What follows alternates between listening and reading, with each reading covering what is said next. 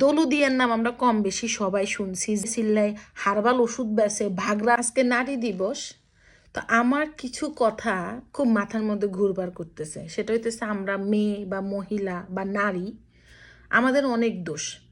আমরা সোজোই হাঁটলাম না কেন, আমরা গুজোই হাঁটি কেন, আমরা কেন বুকে ওড়না দিয়ে হাঁটি না, কেন মাথায় ঘোমটা দিয়ে হাঁটি না, আমাদের দোষের কোনো শেষ নাই। এই যে ধরেন 3 দিন আগে একটা ঘটনা, একটা মেয়ে কেন বুকে ওড়না দিল না সেটার জন্য প্রতিবাদ করছে একজন লোক। তারে আবার অনেকজন সুশীল সমাজের ভদ্রলোকরা বাইর করিয়ে আনি ফুলের মালা পরায়, পাগড়ি পরায়, সাধুবাদ দিয়ে নিয়ে আসছে। এখন আপনাদের কাছে আমি আঙ্গুল তুলে আজকে একটা কথা বলি। এই যে গত 2 দিন আগে 8 বছরের যেই মেয়েটা নিজের বোনের জামাই, নিজের বোনের শ্বশুরের কাছে যে লাঞ্ছিতটা হয়েছে, সেটার জন্য কি আমরা কেউ প্রতিবাদ করছি? আমরা কেউ প্রতিবাদ করি নাই। সেটার জন্য আমি আসলে এখন এই ধরনের ভিডিও বানাই না। কারণ বানাই না এই কারণে, এখানেও কিছু সুশীল সমাজের মানুষ হইব যে এটা হয়েছে কেন বললেন না, ওইটা হয়েছে কেন বললেন না।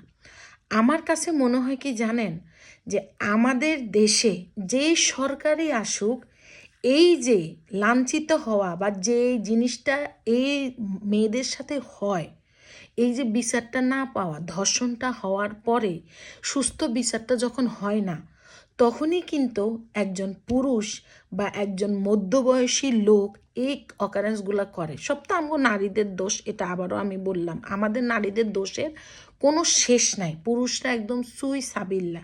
এখন আমার কথা হয়েছে, যে মেয়েটা উল্লা পড়ে নাই, ঠিক আছে মানলাম, তারে দেখলে আপনার শরীর গরম হয়ে যায়, কিন্তু 8 বছরের মেয়েকে দেখলে কোনো সুস্থ মানুষের শরীর কি গরম হওয়ার কথা? আমার কি করতে মন চায় জানেন? আপনারা খারাপভাবে দেখবেন না, আমার মন চায় যে এই লোকগুলা এই কাজগুলা করে না, একদম ওই যে দৌলতদিয়ার নাম আমরা কম বেশি সবাই শুনছি, জানি দৌলতদিয়ার একটা জায়গায় কি কাজ হয় সেটাও আমরা জানি। অনেক সময় আমাকেও এরকম অনেক এই নির্যাতনকারী লোকেরা কমেন্টস করে যে তুই দৌলতদিয়া চলে যা। তো দৌলতদিয়া তুন 24 ঘন্টার জন্য 48টা মাইয়া ভাড়া করি আইনা এই যে পাবলিকগুলো এই আকামগুলা করে, এগুলারে একদম ফার্ম গেটে যে একদম ওই চিল্লাই হার্বাল ওষুধ বেচে, ভাগরা না আগ্রা বেচে, এটারে খাবাইয়া হাত বর বাইন্দা একদম সুন্দর করে 48টা মাইয়ারে দিয়া ওই ধরনের সালাদ ফুতে গড়ে ভালো মতে স্বাস্থ্য করা উচিত, যেন পরের দিন যেন হাতে সুস্থ সেন্স আইব, হাতে লাজে, হাতে লজ্জাস্থান সোজা একটু না হারে। আর আমনেরা বলেন একটা কথা, একটা মেয়ে উল্লা পড়ে নাই দেখি কি যুদ্ধটা করলেন আপনারা 3 দিন ধরে, কিন্তু একটা ছোট্ট মানুষ, ছোট্ট মাসুম মেয়ে, এরকম অহরহ মাসুম মেয়ে প্রতিদিন নির্যাতিত হইতেছে, প্রতিদিন ধর্ষণ হইতেছে। কই আপনারা একটু প্রতিবাদ করেন না? জামিন দিয়ে দিতেছেন, এদেরকে ইনস্ট্যান্ট পাথর মারি বিচারের আওতায় আনেন না, তারপরে না দেশ সুন্দর হইব।